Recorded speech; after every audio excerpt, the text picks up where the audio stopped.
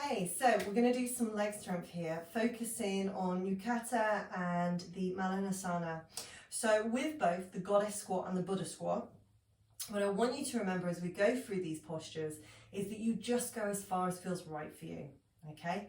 Right for you, right for your body. You shouldn't be in any pain, any discomfort, and I'm not trying to put the heebie-jeebies in you before we do it. I'm just saying, just make sure it's right for you. So it's all about working the core and the lower body, and it's also about that strength, stability, and really opening up the hips and pelvis. So great if you struggle with lower back issues. When we have lower back issues, we tend to get tight in the hips. Or if you spend a lot of time sat down in your job, for instance, or your everyday life, then these are great postures to be working on. So if you're injured, remember, this is not suitable for you to be doing. If anything feels uncomfortable at any point, then you just stop, okay? Stop. I'll always be mentioning alternatives or how you can adjust, so just listen intently as we do it. So let us start nice and simply in Yukata. So we're going to take our legs nice and wide. And when I say nice and wide, that's wider than hip distance. We've got a good stance between them. And I want you to look down and then check that your toes are level. So the toes are level. Once they're there, I want you to turn your feet, both your left and right feet out, by about 30 degrees out to the side. Your tailbone's tucked under. I want you to be lifting up the pelvic floor. So remember, sometimes I mention about how to think of it as like an elevator. It starts at the tip of the crack at the bottom. You're pulling in from there. So imagine that's like your first floor. You're coming up to the first floor when you pull that in. As you come around to the second, the middle part of the pelvic floor pulls up. And as we come up to that third floor, the front of the pelvic floor pulls up. We also want to be focusing on the core, and that belly button wants to be drawn in towards the spine. Not so that we can't breathe, so we've got tension and stability. So we're talking about 25-30% tension there. So we're not posing for a bikini or wedding photo. We've got to pull everything in. Just know that there is some strength and stability there. Once you're there, we are going to take our hands in Ganesha Mudra. Okay, so this is all about removing the obstacles in our path, our heart center, and they sit right in front of the heart, which is really good if we're wanting to release emotions or things that are stagnant and not moving. So inhale those arms up, Ujjayi breath, in through the nose. As you exhale, bring your hands together. So the palms come together. We then interlock them as if we're tugging and pulling on each side. Shoulder blades back and down, they're sitting just in front of the heart center. Take a deep breath. As you exhale, let's begin to bend our knees. We're coming down. Shoulder blades are back and down. We're pushing those knees towards the back of the room. So they don't want to be dropping in. They want to be pulling back and open. Shoulder blades back and down. Hold it here for me. Now let's take a deep breath in together. As you exhale, woo, don't fall backwards like me. Come a little bit deeper. All the time, checking you can still see your toes. If you cannot see your toes, take your legs wider. So, holding it here. Let us focus and breathe.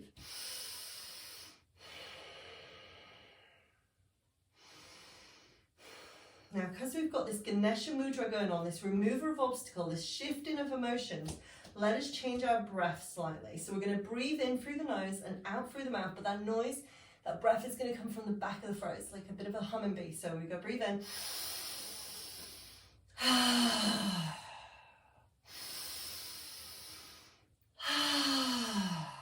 3 more.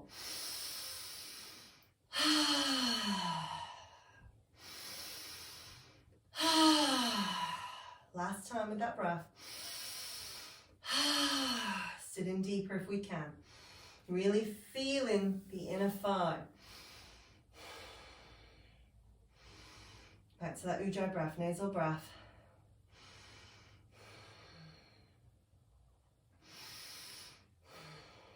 Now let's inhale up around the world. Hands come to prayer. Thumbs into sternum. Walk the feet in a little bit wider than hip distance apart. Now, you may want your blocks or your hardback books to hand. And again, if you're using hardback books for this, you might want a stack of hardback books. It depends on how far you go into the posture. So we're moving into Malanasana. Shoulder blades back and down. My feet are still turned out to 30 degrees. Take a deep breath. As I exhale, I begin to come down. Now I'm swaying from my hips. My hips are shifting. You can see my toes are lifting a little bit as I bring myself down. Now this may be as far as you can go, and that's absolutely fine. Otherwise, you keep going. Any point where you think that's it, that's where I want to be, that's where you stop. We're aiming to bring the bum down behind us and come into Budda Squat, Malasana. Now, if you had your blocks or hard back books, you could place them underneath you and use them to rest the bum on. So, okay, it's taking some of the pressure out of the posture, but we're working on opening up the knees, shoulder blades back and down, looking forward. We don't want to be closing the body in. It's all about opening everything up. And if we can bring the hands in prayer and still have that funnel into the sternum, sternum, sternum, hold it there for me.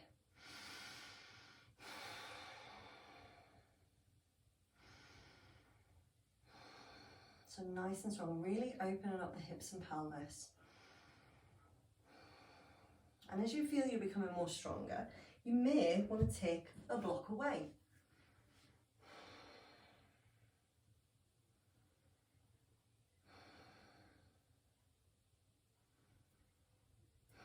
Keep it strong. Sometimes it helps to close the eyes in this posture.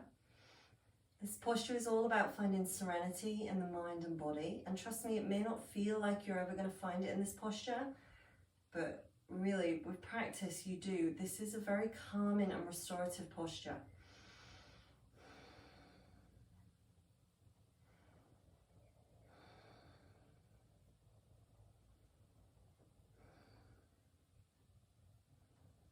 Now we're slowly going to come up. Now sometimes coming out of this can be worse than coming into it or being in it. So take that in mind.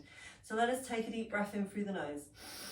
As you exhale, begin to lift the bum, straighten out the legs, head and chest come up last. Hands come down. If you're really lucky, you get a free head rush. Shake it out. Shake it out. Bring it into Tadasana. Feet together. Remember, there can be a little space between. Shoulders back and down. Hands in prayer. Namaste. Well done. Not an easy flow. Even though sometimes these strength flows are just short, still really tiring. So well done, and hopefully I'll see you again soon. Bye.